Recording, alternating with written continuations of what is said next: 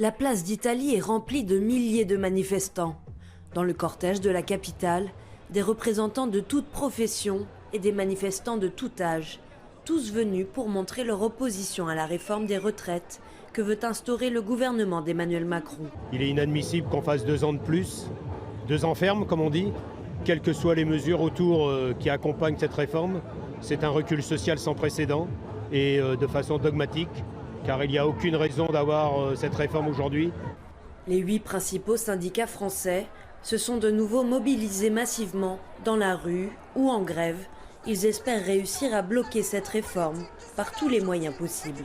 Bien sûr, il faut frapper fort. Moi, je fais partie des gens, ma fédération fait partie donc il faut bloquer l'économie. C'est à l'arrêt de travail, de la production, pour que le gouvernement nous écoute. 11 000 policiers et gendarmes ont été mobilisés ce mardi dans toute la France, 4 000 rien que pour Paris. Alors que 70% des Français s'opposent à la réforme selon un sondage IFOP, le gouvernement campe sur ses positions. Pour les syndicats, ne pas tenir compte des mobilisations serait une faute. Il faut qu'il entende aussi la rue, ce qu'elle a à dire, et l'ensemble des Français. Cette réforme n'est pas voulue par l'ensemble des Français. Il ne faut pas qu'il passe en force, ce qu'il fait trop depuis le début de son mandat.